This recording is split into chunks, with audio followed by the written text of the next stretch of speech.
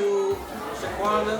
I know it's been a long journey. At first you had some hesitation about doing it, but I told you before, I got your back, and I'm always going to have your back. So book 2, 3, and 4, let's go, let's do it.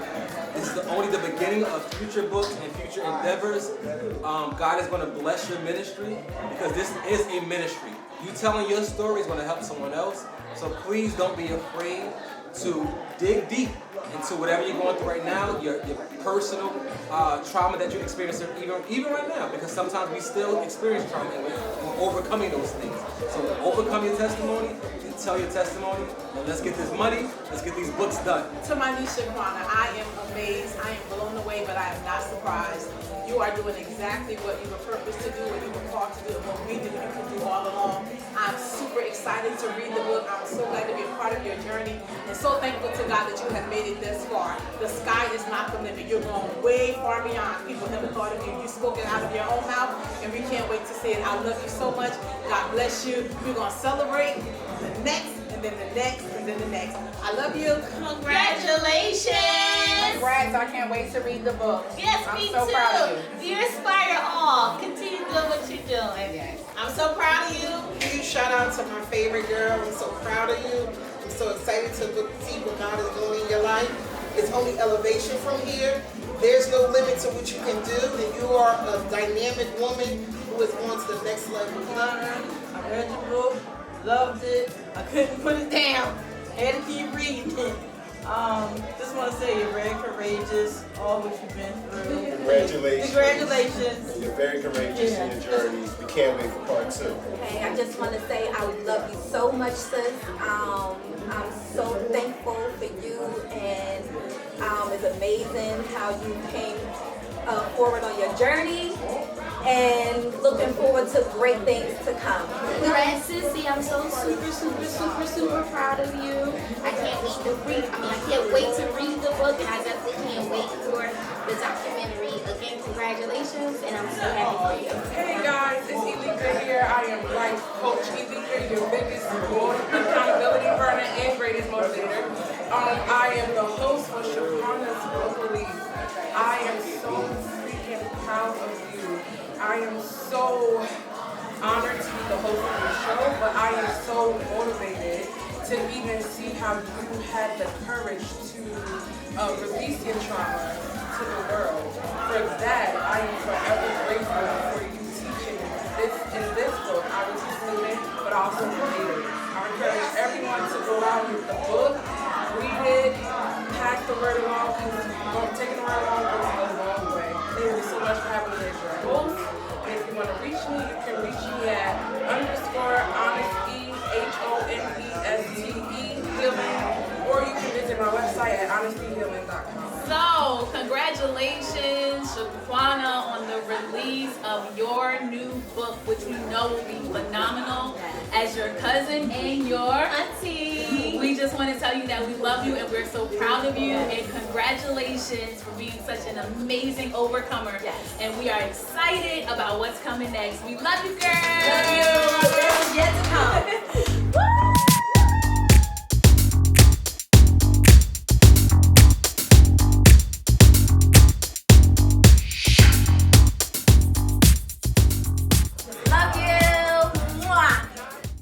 So as I said, my name is Elika. I am a certified life coach, but what I did forget to mention is that I specialize in mental health. Mental health to me is so important because I remember in school they would always say, like, a mind is a powerful thing to waste. And we would hear the saying, but we never truly go into depth of it. If you have such a strong and powerful mental of how you make life choices or how you think, you truly can accomplish or overcome anything. And when I was reading the book, who would have known? I'm like, sheesh. It was so courageous of you to write the book, but it was also the questions or the thoughts that I had behind the traumas and how you overcame them, because there are so many people who have gone through the same things but never overcame them. Like, you know what I mean? Like, some people don't overcome the traumas and then they turn to codependency as far as drinking or coping mechanisms is drinking or drugs or just rage or anger. So we both, myself and LeSean and I, have questions, I guess about the book or about yourself. You ready? You want to go? You want to say anything before? I am ready. As ready as I'm going to be. So I'm going to ask the first question. What were your initial thoughts and emotions when Spirit told you to write and tell your story? So for many years, I've toyed and joked about, I'm going to tell my story. I'm going to write my story even before I ever decided to put, I won't say pen to paper, but before I decide to type anything in a Word document. Right. So before I decided to do that, that was something that I always joked about, but never really took seriously. Okay. I know growing up, I'm a church kid, been in church all of my life. So I've always heard, your story is going to bring somebody through. Your testimony is going to, right. be the testimony that brings somebody to the other side of this. Okay. So many years that has always played in my head over and over again. So I'm like, all right, I ain't been through all this hell to just sit with it. Right. To not give, to not give back or to not help somebody else. Right. Yeah. So that was kind of like the force behind me starting it.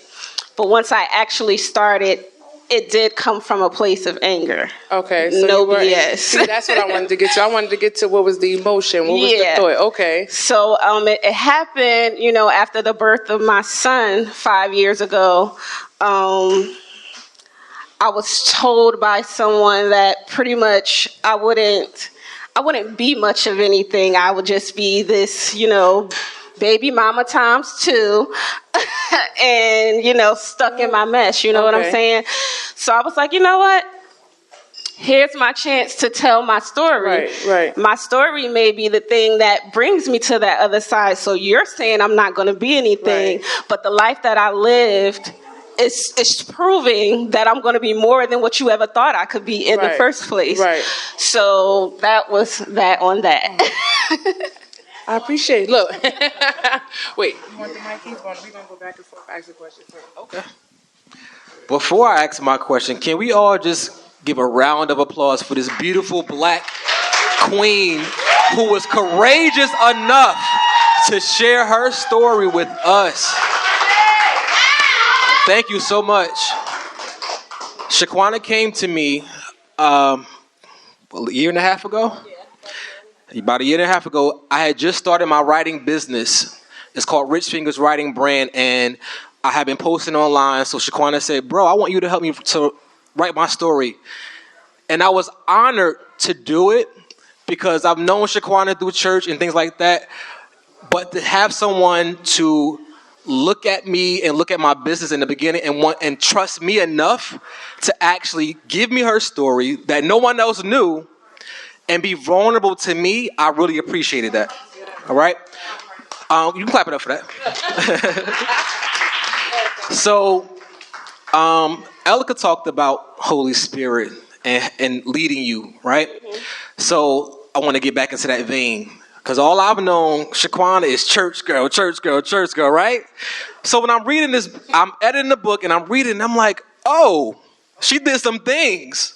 Oh, the conversations. Don't forget the tea spilling in the conversation. Oh, yes, because we had conversations before I started reading it. Stuff that didn't even get in the book. I said, oh, he know more about me than my friends do. So my first question is, what role did the church play in your story? I like the sound on this one better. So for me, church, God first, has always been like my foundation. I grew up in church, but for me, my church has been my family. Like, that's been my life. When they go to church, I go to church. When they're here, I'm there, and that's that. So that was really like the foundation for me. So when hell came and high water came, it didn't overtake me because I was raised with the prayer life. I was raised to seek scripture for myself. I was raised, to seek God for myself. So that's just one thing. Even in all the mess I was in, yes, I still had a conscience. Sometimes I ignored it. Most times I ignored it. But however, I still stood 10 toes down and not ashamed of the mess that I created. I went to my creator to help me fix it. Right. So that's where we are. Yeah. Faith over fear. Right. Okay. Next question. You ready? How has the traumas of your childhood affected your dating life, your parenting life, or life in general? Oh, Jesus. We get real mental health. So for me, when it comes to my parenting, I'm very watchful. I don't let a lot of people around my children. And I just make sure that I'm not so strict on them that they feel like that they can't come talk to me. Yeah, absolutely. I want them to be able to say, "Mommy, somebody did this," and without fear of me reacting some sort of way. Okay. So that's when it comes to my children. In relationships, Lord, we're still working. Pray for me. But it taught me kind of not to take no mess. Okay. Don't sit around and wait for somebody to change. If they're not getting on it, they got to get gone. I found contentment with myself. Okay. So I'm not out here rushing to be in anything, to be with anyone. If it happens, it happens. That's just, I'll date here and there. I ain't going to say no to a free meal every now and then. It all depends. You no longer I'm just living life and I'm being watchful. Right. Like I said, I'm not taking no mess. Things that I've grown up with, traits that I've seen growing up with my dad and things like that. Those are things that I'm not trying to follow. I learned the what not to do's, what not to take. Okay. So now in this stage of my life, I'm learning the what to do's, the how to be, when to be soft, when I need to be hard. Okay. You know what I'm saying? So those are I'm 30. I'll be 35 in June, so I got some time. Don't tell the people. Listen, I'm aging gracefully. I ain't never been afraid of age. Okay, so we're there. But that's for relationships and life in general. Just not to. Life in general, just not to take it so hard. Like, just if it's coming, it's coming. You just be prepared for what's coming. So I feel like the life I lived has prepared me for whatever's coming. I mean, the lessons at this point, lessons. Yeah. Okay, that was good. Let's rotate. So, this question isn't on here. But it shouldn't be hard for you, right? So, when I was writing or editing the book with you, your dad played a major part in your life, and I would say that you are a daddy's girl. Explain to me, what does it mean to be a daddy's girl, and how did that affect your story?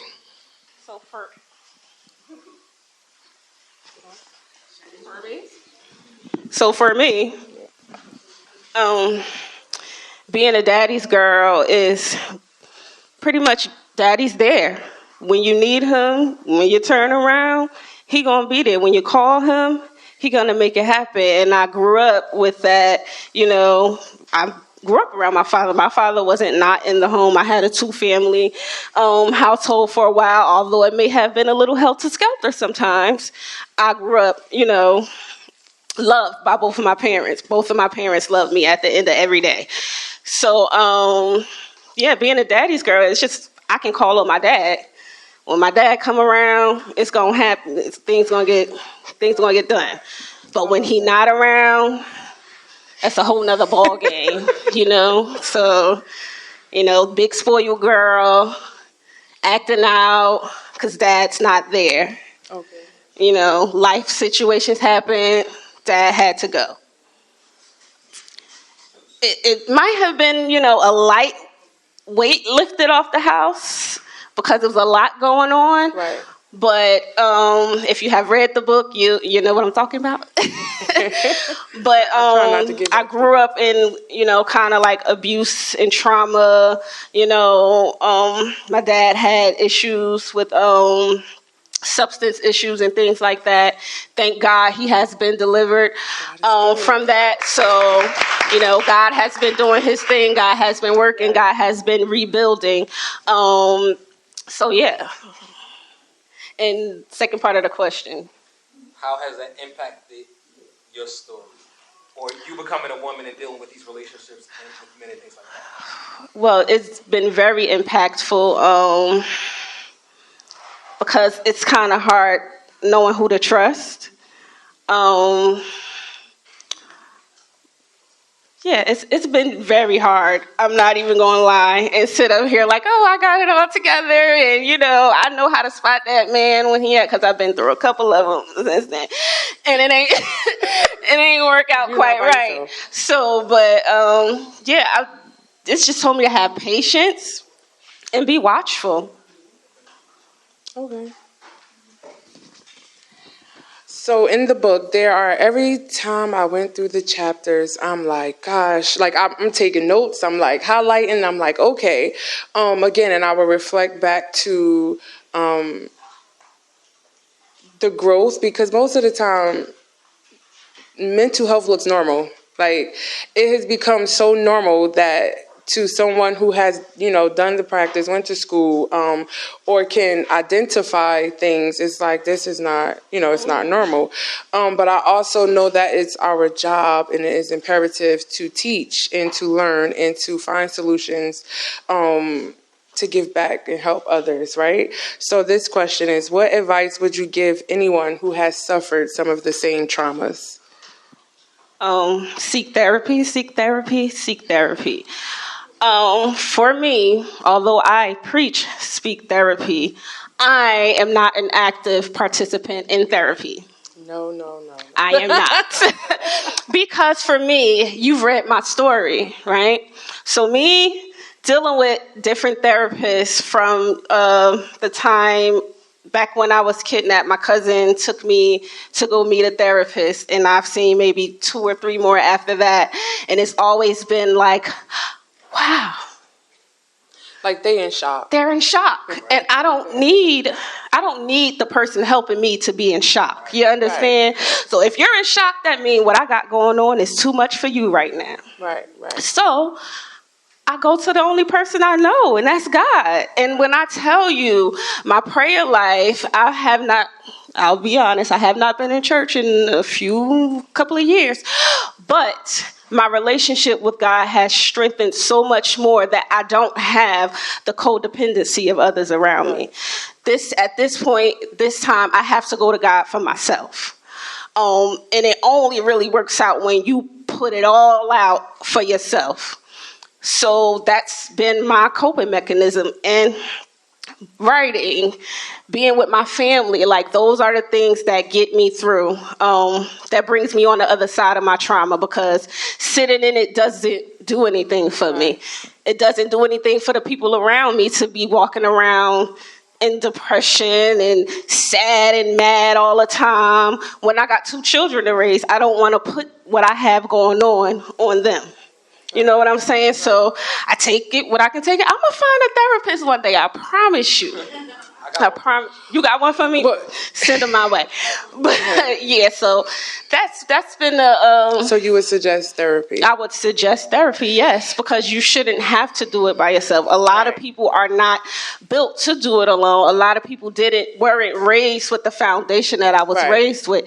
So although, I might have been alone, I have several people I can call if I need to. Right. You know what I'm saying? God didn't put me here alone. Right. Although, I may feel like, oh, nobody's there. Oh, I can't count on nobody for nothing. But in hindsight, my people are here. You have a good look, as you can see, right. So, yeah, stick close to your people. Don't isolate yourself. That's a good one. I just want to say before you ask your question, right? As a certified life coach, the difference between a life coach and a therapist is life coach cannot prescribe medication. But I always tell people, looking for, I don't know what happened. Hello? Oh, looking for a therapist or a life coach, it has to be as comfortable as you speaking to whoever the person or the strongest person in your tribe is. And if it doesn't feel comfortable, that's not the therapist or the life coach for you. But I don't want that to deteriorate you from thinking that therapy or life coaching isn't important, because it truly, truly is. Like, there's nothing like finding, and I call myself like, I'm your greatest accountability partner. Like, there is no right or wrong. It's always just understanding and getting to the solution. But don't just go to therapy and think, or life coach and think you're just going to sit there and they're just going to listen, because some people are that way. I'm not that way, but I do think that you had therapists who, so that's why I started life coaching. Yeah. And I started life coaching because for me, coming from where we come from and doing the work and doing the help, I feel like it's my job to give back, so people won't be thinking that, therapy or seeking any type of help isn't important, because most people don't relate to where we come from, if that makes sense. But okay, I'll give it to you. And I thank you, Elika, for creating this space for people to actually be able to be vulnerable, because mental health is very important nowadays. Thank you. And we have to take this stigma off of, we can't get a therapist.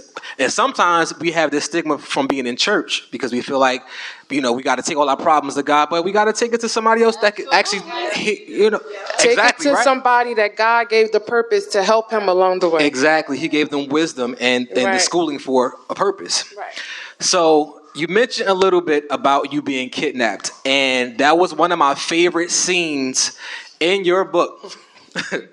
And I want to talk about this because when I was reading this, it was very graphic. It was very entertaining. And I'm like, wow, this is going to be a movie. Can we all clap it up? Because this is going to be a documentary. I'm speaking into the atmosphere that this book is not just going to be a book, but it's going to be a documentary like we talked about. So what was going through your mind when you were kidnapped? And did you think that you were going to make it out of that situation? Look, deep breaths. Deep breaths. That day in itself was just an off day. Constantly getting into arguments with my friend at the time. Like, we literally about to rock it out in the street, and that ain't never happened. So that whole day was kind of off. When it happened, I thought maybe I was just going to get robbed and they were just going to leave me alone and not go on about my business. But no, it didn't end there. And where it happened at, if anybody's familiar with South Orange Avenue in Newark, New Jersey, there are usually police officers up and down South Orange Avenue all day, all night.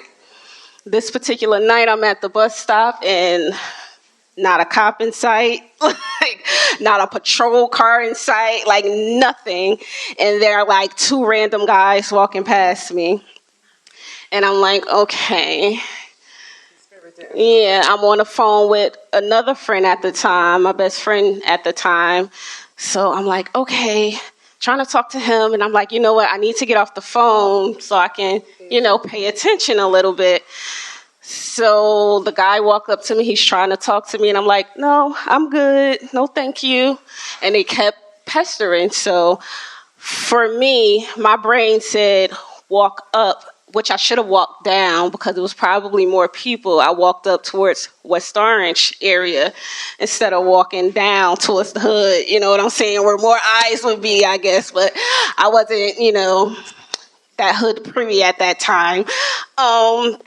So I was, pretty much snatched off the street from that. We're nowhere. Nobody was around, anything like that. So in that moment, only thing I could really think of, because, I wasn't a mom or anything at that time. So I'm like, God, if I'm in it, you're going to make a way for me to escape, right? So I'm like, okay, all right, it's a plan to escape, and that's all I kept hearing, escape. I'm locked in a room in some abandoned house at this time. So I'm like, okay, in my head, I'm praying as everything is going on. And then they finished doing what they were doing.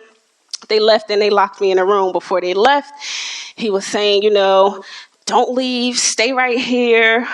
We got people watching the house, so after a while, I'm like, oh God, I'm going to get out of here. I'm upstairs, locked in this room, nothing but a window. I tried to open the door after a little while, but there was no knob on the inside, so I couldn't get out. The only way of escape was a window. So I'm looking out the window. I'm like, I see 2 cars. Oh, God, they said somebody was going to be watching the house. So I'm like, do I leave? Do I go? I'm like, you know what? At this point, I'm not going to sit and wait for you to come back and do it again. So if I got to die on these streets, that's just what it is. Okay? So I jumped out of a second floor. Was that 2 stories? I jumped out of a 2-story window into some bushes in front of a house, and I ran to the car across the street. And he called my mom and brought me home, and it was just the whole thing. I didn't know for sure if I was going to make it out, but once my feet hit that bush, I was like, all right, I'm out. I didn't break anything, thank God. It's like a cat with, the reflexes, bounce right back up. But that whole thing was just like, it was unbelievable to me because nobody ever so much, really, no man has really even disrespected me. Nobody has ever even called me out my name at this point, So it's kind of like, where did this even come from? Right. I didn't do anything. I just said, no, thank you. I don't want to talk. Right. And you could have just went on about your business, but instead you decided to take something that didn't belong to you. So I'm like, okay, God, is this what I got to do? Is this the stigma that I have to have on my life now? Now I have to be like embarrassed because now everybody knows what happened to Kwana. Right, My family. I'm like, oh God, they don't even know that I'm actually having sex. But now they see somebody that violated me. Like, what is this? Like, what's going on? I'm supposed to be this church girl, this innocent baby that's loving on everybody and, doing what, the Bible's supposed to, be telling me to do. But I'm doing the complete opposite. So now it's because I'm doing the complete opposite that this happened to me. Like, you know what I'm saying? So I dealt with them things like, God, I was really trying to do the right thing that night. I didn't want to smoke weed that night. Oh, wow. Okay. My friend... We made a deal. We weren't going to smoke weed. We were trying to get jobs. Oh, and look. I get back to the house, and she's looking for the weed man. And I'm like, girl, didn't we just say we wasn't going to be smoking? And we got into an argument about that. That's what made me get up and go home and go to the bus stop. So I'm like, okay, God, I'm trying to do what's right. And I walked into this. Right. You know what I'm saying? So that was a big battle with, do I even want to be bothered with God at this point? You're about to answer my next question. Don't you do it. So before you go. Go. But okay. That changed that following Sunday. It happened on the weekend. That following Sunday, my cousin, Pastor Gia, hey cousin, she preached. Her title was, "My Condition is Not My Conclusion." I do not remember the scripture. I don't. But the title has always stuck with me. What I'm going through right now, it does not determine what I'll be. Right. So that stuck with me the entire time. Yeah, that happened to me, but that's not my life. That's not my story. Somebody else has gone through it and took their own life. Right. Somebody else has gone through it and are straight promiscuous out here. Somebody else has gone through it and they walked away with diseases that they can't get rid of. Right. But God kept me. Right. He kept me covered. No pregnancies, no diseases I couldn't get rid of. He kept me. So, yes, I went through the thing, but I got on the other side. You're not what you went through. Right. It's me? Oh, it's me. Yep. Yeah. See, you was about to answer my question. Okay. So with that, because I see how you reflect back to God, my next question was, do you have any regrets in reference to, like you said, making decisions, but also at what point or what was the time that you were angry at God? And I say that because most times we go through things, and before we grow through them, certain things really do make you question God or make you be angry, because you're like, why me? Or why has this happened to me? Or why are these things? And it takes such faith. Like I always tell people, faith over faith. Like I literally repeat that to myself all the time. To not be angry at God and keep walking in faith, to know. So at what point or what situation where you were that angry to question God or be angry at God, and then do you have any regrets? I'll say the questioning God has not stopped. I always got questions for God. Like what's up? It's always, and we here. So I get to talk to him. I get to ask him questions. We grew up with people saying, "Don't question God. Don't question God." No. Have a conversation with your father. Talk to him. Question him. He'll answer you. Sit down and listen. If you sit and listen long enough, you're going to get your answer. You're going to find out exactly why you went through what you went through. So for me, I constantly question, am I angry with him? No. I don't think I was angry to the point where I was like, I don't want nothing to do with him. I've never gotten to that point. Thank God. I've never gotten to that point. I don't ever want to get to the point where it's a reprobate mind. I don't want that. I always want to be conscious of what God wants for my life. And I'm always trying to submit myself, to his purpose. I may not know the entire purpose yet, but as I come along, as I grow, I see, yes, I'm here for this purpose. I'm here for her. I'm here for him. Mm-hmm. My clients, those are like your people. Like, they're with me every week, every month. So they feel when I'm off. I feel when they off. So we pray for each other. We talk to each other. We may talk through things. So I'm connected to different people in many different ways, especially women. Lord knows look, since fifth grade, and we deal with them on a regular. But we weren't like that back in the day. We locked with each other, and everybody else was an outsider. You know what I'm saying? It really was that way. Yeah. So when it comes to my adulthood now, I'm welcoming of the women. I'm supporting of my sisters, because that's what I feel like I didn't have. So I always wanted to be to others what I wanted. So that's why I'm here. I'm opening up, creating avenues to get my sisters, my brothers on to, showcase their talents, to, pretty much be a backbone for each other, because oftentimes we don't have that. We sit with ourselves. We sit with our thoughts. I'm a person that's constantly in my head all the time. So I'm trying to teach myself how to speak up when I need to speak up, because if you let it keep festering and festering and you're thinking about it, when it does come up, it makes it seem like you're doing too much. But you've been sitting with these things. I call it a soda bottle. Like, you shake up a soda bottle and then it explode because you never let it out yet. Exactly. So that's one thing. That's probably what I need therapy for, because I stay in my head a lot. But I feel like it's a good thing that I'm in my head a lot, because it also helps me think things through before I react, before I say something, before I tell you how I really feel. Let me sit and think with this. Do you really deserve what I want to say right now? Because my words can be a little bit, Right. You actually touched on my next question. So there's a popular song out. I'm going to edit it. These blank ain't loyal, right? So I'm going to say these friends ain't loyal. Foes ain't loyal. What? Say what? These foes ain't loyal. So in your book, you went through your trauma with a lot of your friends, or at the time you thought they were your friends. They may have been your friends and then switched up on you. There was one particular person, her name is Trinity.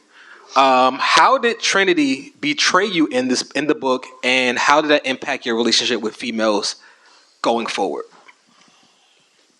Lord. Let me not say her real name. Trinity, she betrayed me on many different levels. She was pretty much untrustworthy. The major thing was, well, the first major thing was she slept with a boyfriend of mine. Even after that, because bros before hoes, right? So even after that, I tried to rekindle a friendship with her, tried to keep that same, sisterhood. But the night that happened to me, I was leaving her house. I actually asked her sister, could she take me home? My mom would give her gas money, and it was no. So, but stop I go. After that, her family found out. I believe that one of the guys went to school bragging about it. Her family is in the police department, school system, stuff like that. So they heard what was going on. So this is how they got caught, because the boy went to school bragging about it. But Trinity never came to see me. She never called to see how I was. And then she went talking about it. So I ran into a guy that I used to talk to, and he's like, oh, yeah, I heard about what happened to you. And I'm like, what do you mean, what happened to me? He's like, yeah, your friend told me. No, well, I call her my sister at that time. I don't normally use the friend word. If we're in, you're my sis, that's it. And friend, whatever, you're my sister. So instead of her coming to see about me, how I've done many times, from the moment I met her, her mom would be putting her out the house and she would be coming to live with us. 8th grade. What child is getting put out the house in 8th grade? But she spent a lot of her time with me. But in hindsight, everybody around me is like, they didn't really like Trinity. Nobody really liked her.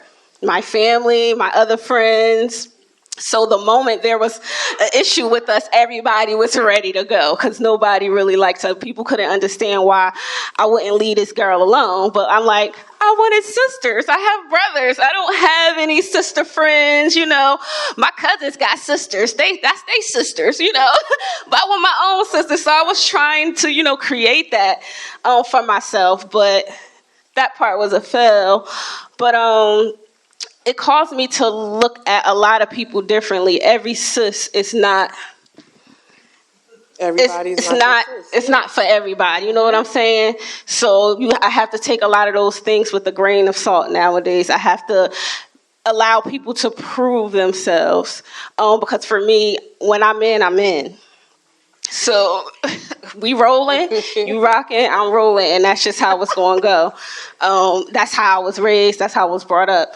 We're not going to let anybody else fall to the side. If we rocking together, we going to stay together. And once you show me that you're not rocking, you got to go.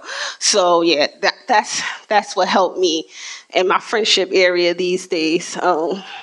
Tread lightly again.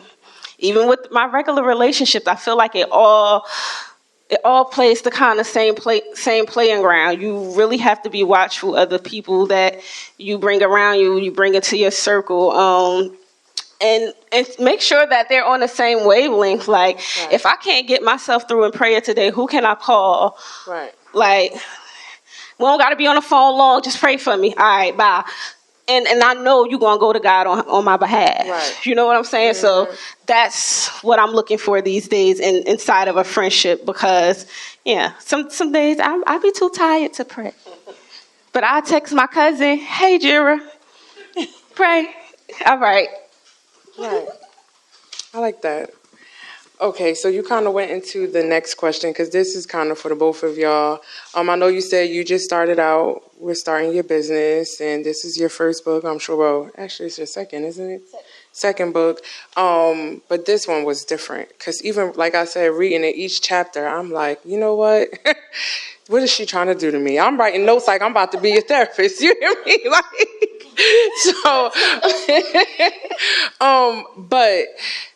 Like I said, it got so deep, and for you to reach out, and it wasn't like you did it on your own, because somebody with such traumas or things they've gone through, or past traumas, shall I say, that's kind of vulnerable, like you said, to have somebody else help you co-write, edit it. How was it trusting him, and how was it for you to not, sometimes you tell people your deepest secrets and they view you so differently. You know what I mean? Like, and you think you trust them and you think that everything's the same, but then it becomes judgy. Even in the church, it's sad to say we're not supposed to, but we do. So how was it even with you seeing the stories and hearing things like, was there ever a time that, I don't want to say afraid, but it was like, whoa, maybe we shouldn't put this, or let's put this, or like, how was it for both of y'all? So for me, I started this project, like I said, just talking about, oh, I'm going to write a book about my life one day, and I eventually was like, okay, let's start. So I reached out to Gia and Jira. I started writing some things. I submitted some things to be edited and looked over, and I had to finish up. I went to work, not working. I did like 25 pages and clocked out. By the time I got home to complete the project, all 25 of those pages did not autosave. So I was stuck with 25 pages missing. That took me completely out. I didn't have any more juice in me to continue to try to do it again. So I sat on it for a while and I wrote another book. A book that ain't have nothing to do with this. But I needed to do something because I'm like, all right, I got everybody amped on social media. I was releasing excerpts and everybody's waiting for the story. And Be Your Own Boss came out there like, is this the book? I'm like, no, that's not the book. But it's coming. At that point, I was like, I'm very straight to the point. I don't do a lot of talking. This is a lot for me right now. Real quick, I'm telling you where to go and how to get there, and that's that. And that's all I had for this. So I'm like, I need somebody that's very creative with their words. I need somebody that's pretty much a wordsmith. Know what they talking about, know how to take my story and stretch it, because that's something I don't know how to do. So I reached out to LeSean. I'm like, okay, yes, I've been under his spoken word poetry for many years coming up as kids and things like that. So I know where he's at with his words. I reached out to him and I'm like, bro, I got a project for you. Let's get this money and let's work together. And from day one, it's just been like, it wasn't any walls to break down. It just flowed. And I was actually freely talking to this guy, telling him all of my tea, like really. So it was just a smooth thing. And I feel like what you're reading is a great combination of us both. It's showcasing both of us pretty well. A lot of things you're saying, people, once they start reading and they can't put it down, right. It's like, oh my God, this is like a movie. Oh my God, what are you doing next with this? So, yeah, so I appreciate you. I'm grateful for you. And I look forward to working with you in the future, part 2. Part 2 and 3 and 4. I still got a lot more life to live. I would say when you came to me, I was excited. Number one, like I said before, for someone to trust me, and I had just started my writing business, you came to me, you said, I want to write my story. So, of course, you knew me from spoken word and things like that, but you trusted me as far as being a writer of your book. And as far as being judgy, I feel that as people, we do too much of that. We don't give people the grace that we want. And each and every day we sin, we fall. We're not perfect, but we want that grace from God every single day. But we don't give people the grace that we want. So when she came to me with her story, I wasn't judgy at all. I was a little bit shocked, but I wasn't judgy. And I encouraged her because at one point Shaquana said, bro, I don't know if I could do this. I want to stop. And I'm like, nah, we started and we gonna finish. So I was glad that she was very coachable. She was actually one of my favorite clients to work with.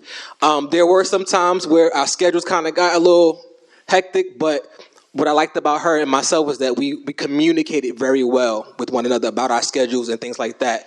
And like I said, she was coachable. If I said, can we add a poem here? And she was like, sure. So Add 2 more. So it was a great experience. And like I said, reading your story, I was actually watching a movie while I was writing and editing. And the fact that you allowed me to add my creativity in it and be your co-writer, and you weren't just like, this is my story and I'm just going to put you as the editor. No, on the book cover, what do you guys see? What's on the book cover? Rich Fitness brand, baby. All right, so clap it up for the collaboration that God allowed to happen, because I would say that it was God ordained, and like you said, many, many, many more. Do you have any more questions? Sure, I got more questions. You want to let them ask questions? Does anyone out here have any questions? I like an interactive audience. I got a question back there. Lord, where's the back of the book? I'll just say a brief synopsis of the book is just taking place of my life from childhood to adulthood. Most of the end of the adulthood, it goes through pretty quick because we kind of see where I am now. So I didn't feel the need to dive into my current years. It's pretty much, growing up in the house, having watched, my mom being abused, and then having to be in a single parent household while mom has to work and me and my brothers are home alone, or at one time both of my brothers were in and out of the youth house, so it leaves me, to figure things out while mom's at work, or my mom and my grandmother's in one courtroom and then the other one's in this courtroom. So it goes pretty much, my life. It's kind of hard for me to give a synopsis. Yeah, it's literally just my life, my trauma on display and overcoming them. So yeah.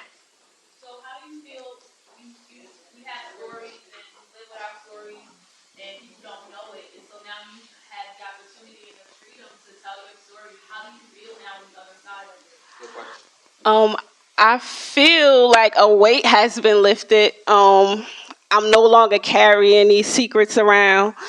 That's just, it's the freedom of it all. So free indeed.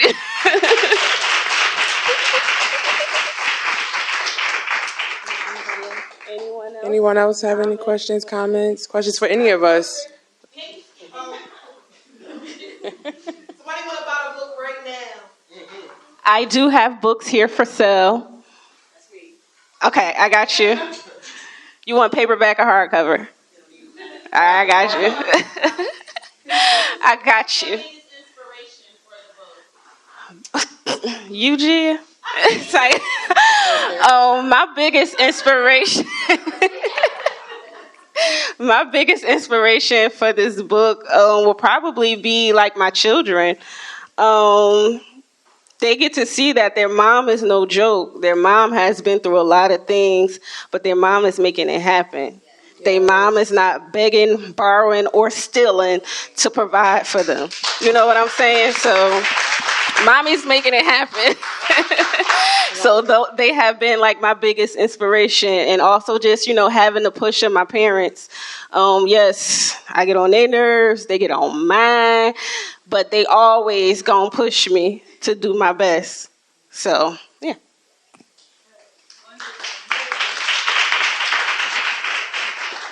Anybody else? Anybody else have questions?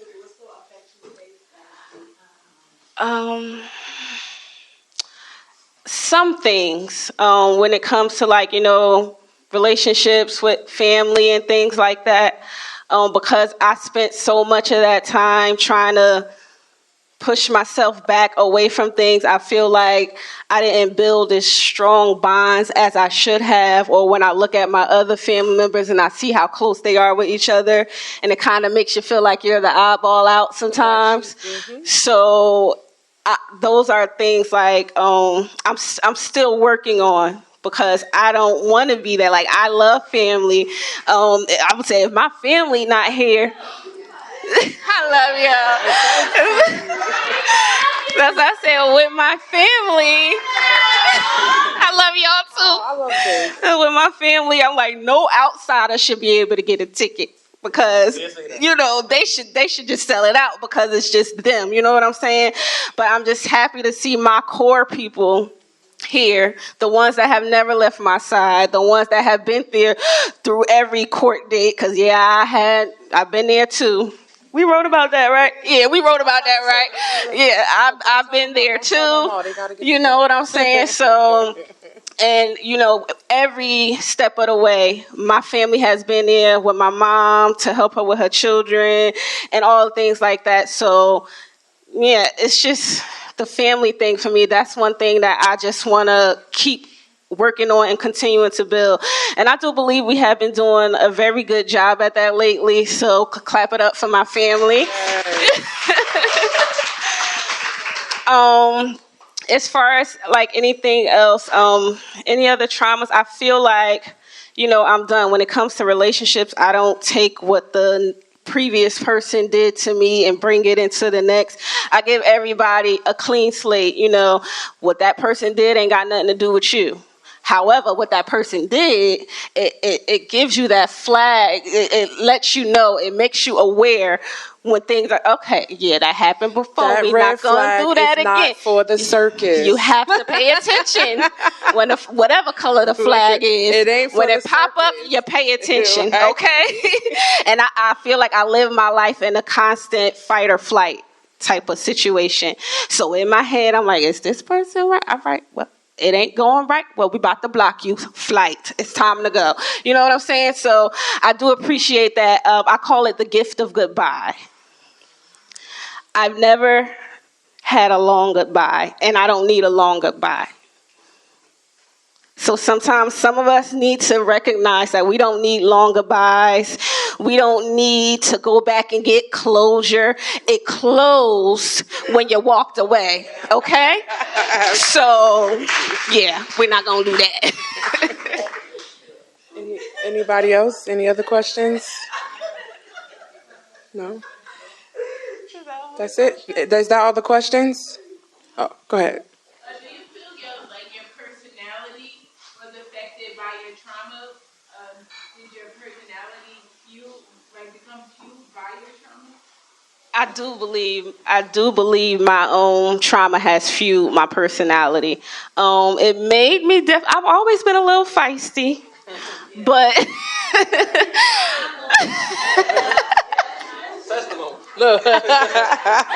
always been a little feisty, but now I'm feisty for the right reasons. I'm not just out here popping off because somebody looked at me or said something. I'm actually popping off for right reasons these times. I'm popping off, to help people start businesses. I'm popping off to send people to the life coaches and the therapists. That's what I'm doing. I'm arriving. The arrived me. Did y'all read that? Yes. Yeah. Do you believe that you post up in a little too much sometimes? That you like pop off sometimes because you hold The soda bottle. like she was saying. Well, yes, we discussed the soda bottle effect. We discussed how I'm constantly in my head about things. A lot of times I'm in my head because I don't want to hurt feelings when I do say something.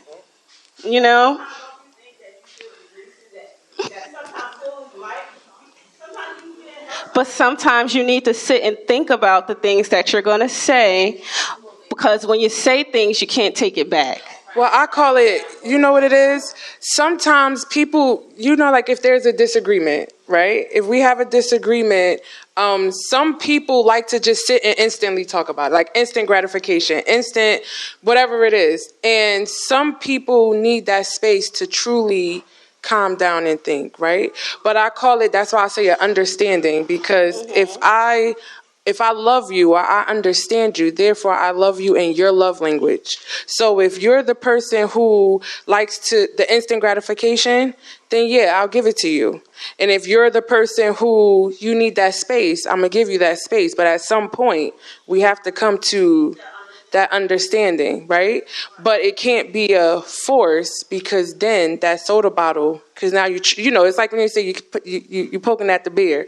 It's like sometimes you got to give it that space and then let the natural flow come to where the answers or whatever is. That's just a perspective of things. Anybody else have any questions? Yes. Sorry, thank you for having us here. Yes. Do you think there'll be a number 2 book? That's a good question. Well, there'll definitely be a part 2 coming at some point. I don't have a date set for that, but the next phase we'll be working on the documentary of Who Woulda Known. So it kind of gives you some visuals. I know while y'all reading it, you have no choice but to create the visuals yourself, right? And that's how we wanted it to flow. Like, we needed your mind to create the visuals of what's going on. So we're actually creating the visuals. That's what I wanted to do initially, because I took a break. And I said, I'm not writing this no more. Let's do a documentary. So I reached out to my godmother like, hey, Deborah, how you doing? I'm going to need, the production company, And so we started working on things. She actually reached out to me not too long ago and said, she ran into just talking, her husband just talking like he talks all the time. And and he ran into some guys that documentaries are all that they do. So now we're working on, getting everything together to start this project. So I love that. the documentary's coming. Yes, I love that.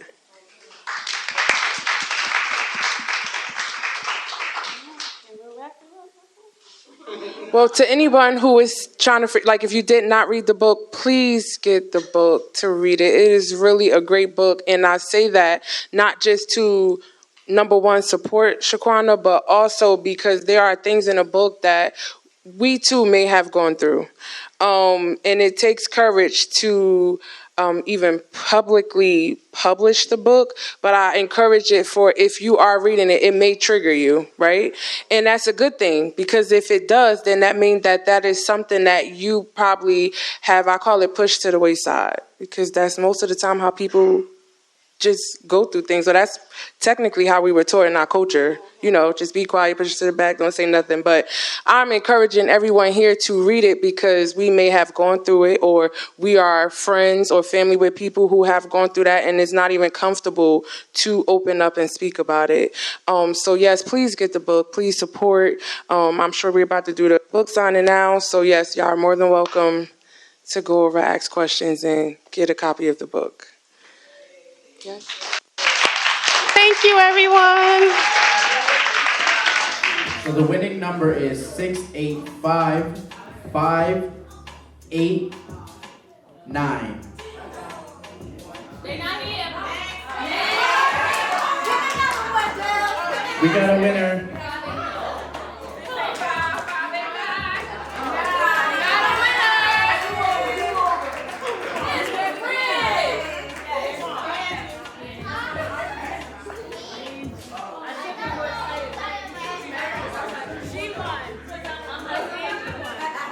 Congratulations to the winner, getting an iPad Pro and an Apple Pencil. This is my winning season. Yeah. Seriously, because for years of my life, I wouldn't win things. I would never win, But lately, I'm going to places and I'm winning raffles. So this is definitely my Play the lotto. There you go. I should be more excited, but I'm not really setting my door.